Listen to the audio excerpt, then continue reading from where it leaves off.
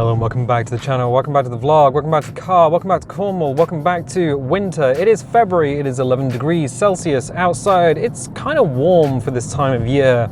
It was very cold last month, very, very cold in the UK, but now it's just kind of meh as far as our meteorological outlook goes, meh. It's been very wet, it's been very windy, but it's not been cold, which is very strange. Normally we'd be wrapped up in blankets, just trying to remember what the summer sun looked like, and well, this year it's just like, maybe I can be outside in t-shirt and jeans. But that's not what I wanted to talk about. What I wanted to talk about is we cruise slowly through hail at 20 miles an hour because the person in front of us may have actually died and their body is steering on impulse alone. It's a curious one. Is that Valentine's Day is coming up and it is next week. So it is Sunday as I sit here and record in my car, but Wednesday the 14th of February is Valentine's Day this year, and previous years I have actually recorded a Valentine's Day video. Some years we've done a little bit of cooking. So I think we've done sort of a cake in a mug. I think that was a Valentine's Day video. It might have just been a vlog. I honestly can't remember. I think we've done pasta, we've built some Lego. But in more recent years, things that we have done are scary games. So we did Doki Doki Literature Club, which looks like a Japanese sort of romantic game, sort of dating game. Turns out to be quite a horror game. It's also the first time I realized how badly I needed reading glasses. I was like, I'm finding it difficult to read and talk. Maybe it's me. Oh, maybe it's just my eyes. So yeah, had to go and get some reading glasses. But also, last year for last Valentine's, I think we did Man and Medan. So we started off with these super massive videos, which have been kind of fun. I've liked the Supermassive series. They're kind of exhausting to do because they're usually like 4 to 6 hours, and you kind of worry about running up into those last episodes if you're going to have enough time left to do a full final episode, whether you in fact are going to have a 20-minute episode or a 2-hour episode. But this year for Valentine's Day, I was just like, I'm just not going to do anything. I don't do anything for Valentine's Day myself because I am by myself. It would be weird. So just do what normal people do and play video games. Although on a Wednesday I would normally be putting, I guess Baldur's Gate would be going live? Yeah, just weirdly it'd just be a Baldur's Gate day. But after committing to not doing a video, I was eating a muffin for breakfast last week, and I was like, I might be able to do something with this as a Valentine's Day video with real cameras and lights, but not a studio, my living room. And I was like, do I really want to do this? So I came up with an idea and I came up with a storyboard, and storyboard it's fine. So there are a few things that I needed to do. First of all, buy muffins. Why muffins? Don't ask, it's weird. Sorry. I mean, if the video actually comes out, I apologize. So after work on Friday, I went to the supermarché. In fact, I went to Sainsbury's, which is the supermarket that we have stopped many a vlog in. We've kind of got to the end of one of these roads and ended up in Sainsbury's car park. Only because they would have the muffins that I needed. So got those, and then yesterday, that was Friday, yesterday was Saturday. Saturday morning, I cleaned. So one of the things you need to do if you're recording with a real camera, and I chose my Pentax K1 DSLR for it. I have many cameras, but I figured the DSLR would be the better one to use. I know that the Pentax color profiles are very good, so I really like the color that the Pentax cameras give. They're not the sharpest when it comes to video. The lenses are very good when it comes to still photography, but when it comes to video, they tend to be a little soft, and I think it's just the way that the sensor picks things up. But if you are recording with a real camera, one of the things you need is to straight up clean everything. Make sure everything is super clean and super tidy. So what I did was, I'm recording on my coffee table, which is a big oak coffee table. I wiped it off, made sure there was no dust on it, no hair, no grit, no nothing.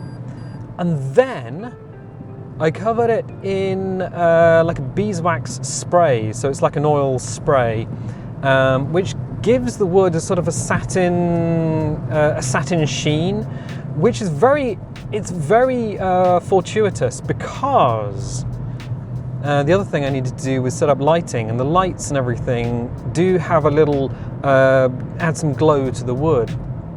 I also needed a food mixer, and the food mixer went away clean. I know it went away clean because everything in my kitchen is clean, but it wasn't recording stuff for YouTube clean. So I had to wipe that thing down. I actually wiped it down with a mild bleach. We have something called Milton, it's a sterilizing fluid. So I wiped that down to make sure the plastic itself was clean and clear. So everything that I was recording had to be super clean, super nice. And even a stick that I used at one point, I covered that in the beeswax just because, I mean, why would you not? So the stick and the wood and every prop that was being used had to be either bleached or polished or waxed or whatever. Good.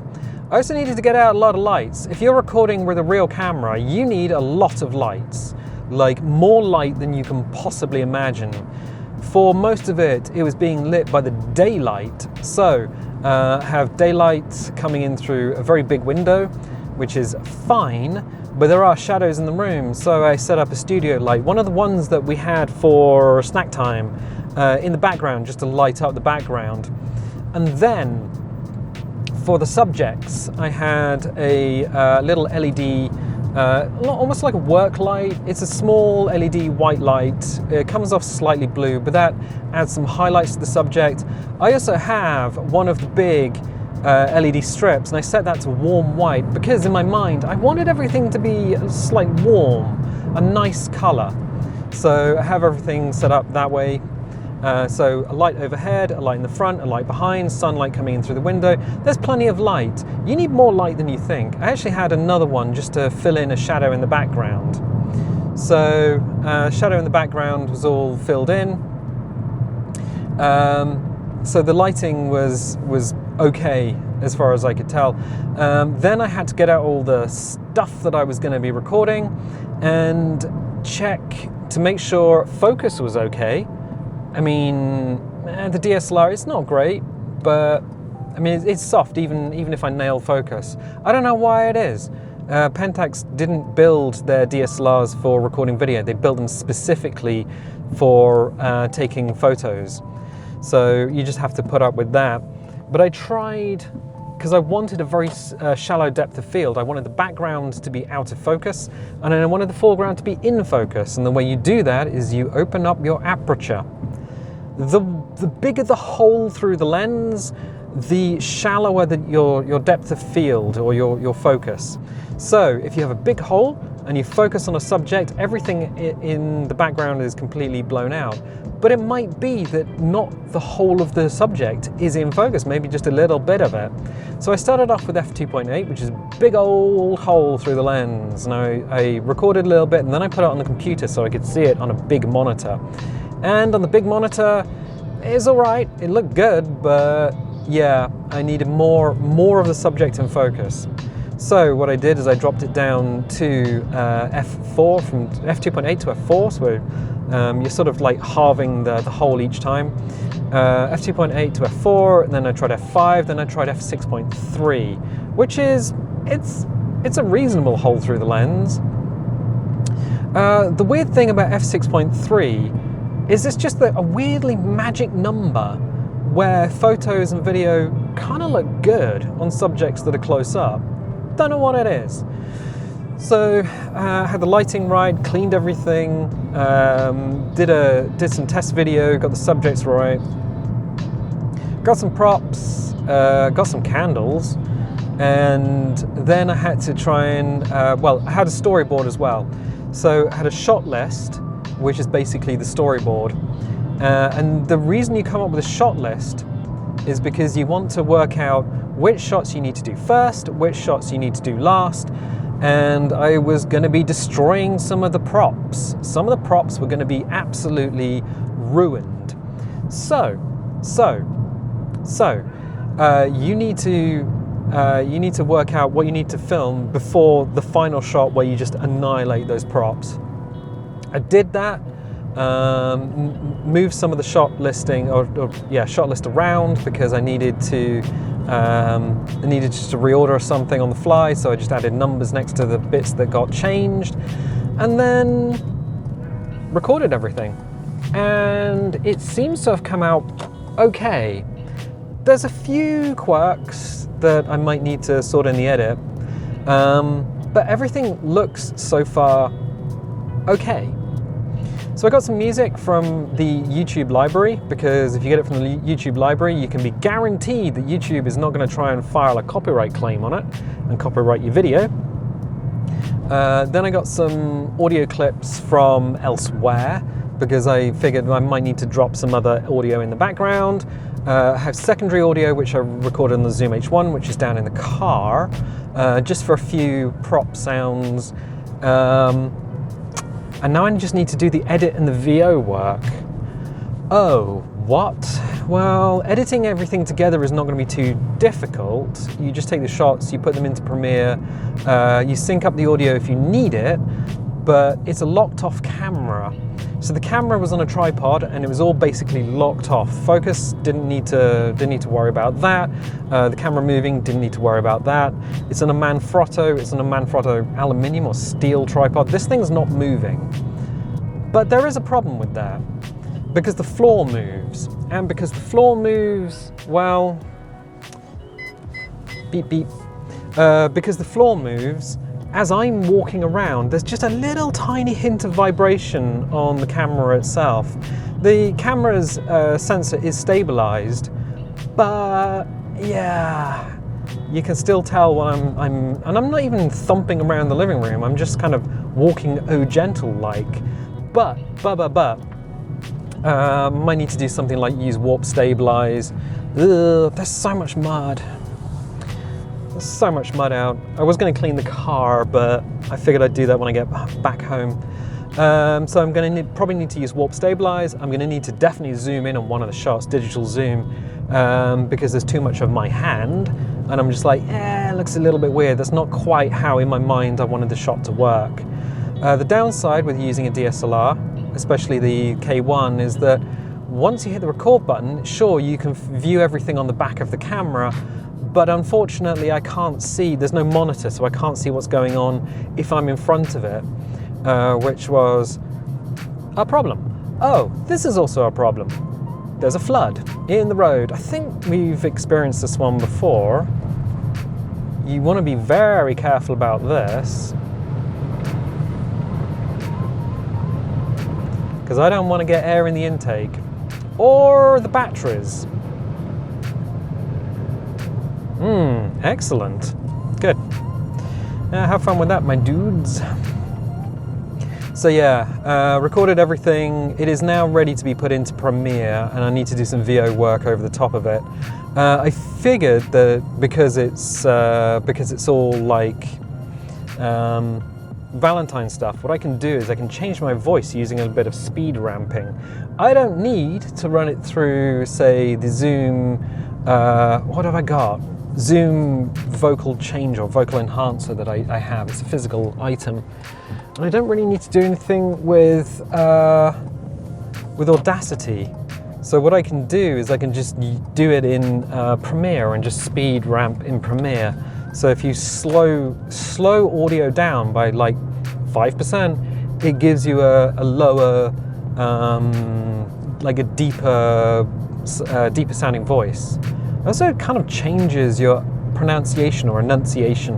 It's a weird effect, and I'm hoping to use that to finish off the video.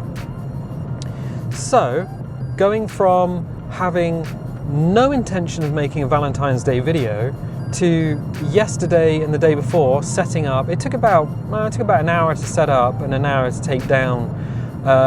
Destroyed the props, ate the other props. It's fine. So yeah, is that a lump of mud or is that a bird? Oh, it's mud. Gotta be a little bit careful. I don't want to run over any birds. I cleaned that. Well, I cleaned that window before I left. I'm just looking at it in the sunlight, and yeah. So yeah, let's go very slow over here. 10 miles an hour? Yeah, that'll do. Yeah, so going from having no intention of recording a video to actually having a video basically in the can. I still don't know if it's going to work. That's the thing. I haven't got to the editing point, so it may work, it may not work. I'm not entirely sure.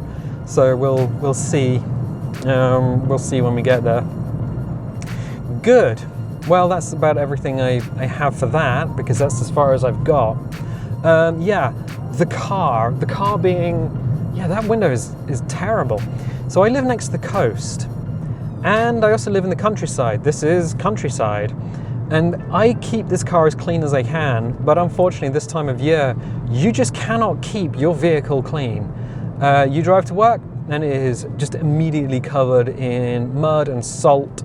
And there's salt that goes down on the road, but it's also salt that comes in off the sea. So a lot of that stuff on that window is going to be salt that comes in off the sea. And you can clean it. You can clean it as much as you like, and then sunlight hits it, and it's just like, oh, it's actually disgusting. That's weird. All right, fine. There's not a lot more I can do about that, other than clean it again. So if you do live next to the sea, if you do live in Cornwall, and if you do live in the countryside, I would recommend not only washing your car, but also waxing it, getting it super waxy, because otherwise you're just going to have a hard time keeping it clean and clear. Good, excellent. Speaking of clean and clear, that is a product. Just trip-trapping from one thing to another. Yeah, those pads they sell teenagers for acne, those are a bit of a scam. So it's just tripping from one thing to another. Yeah, it's like a cotton pad, and you rub it over your face, and it's kind of aggressively abrasive, and it's covered in like an alcohol solution. And the idea is you wipe it over your face, and it exfoliates, and it removes excess grease and stuff, but every time you wipe it over your face, it comes out grey. Why does it come out grey? Well, you can wipe it on a clean sheet of glass, something that you have expertly cleaned and degreased, and it'll still come out grey, because it's just friction that works on it that makes it grey. But wait, what is that? I think it's charcoal. I think they just put charcoal in there, and as soon as you wipe it on a surface, what happens is those exfoliating pads just go from white to grey. I think it's just charcoal dust. So people wipe it over their face and go, oh, I've removed so much grease, and it's like, no, you haven't. It's scamming you. It's doing a job, but it's also kind of expensive and scamming you in that way. Good, excellent. So I think we've talked about everything we can talk about for this vlog. I'm going to leave it here for the time being, because, well, we're now in Connor Downs, and the rain has passed, but we're now sitting in three-way controlled traffic lights, which is kind of fun. So if you like this vlog, definitely leave a little like, leave a subscribe if you've got to this point in the video and you're just like, oh, I'd like to see more. That would be wonderful. I mean, subscriptions make you feel good. You don't need notifications, so if you want notifications, dingle the bingle. If you don't want notifications, don't click the bell, and I'll tell you what, I'll catch you next time.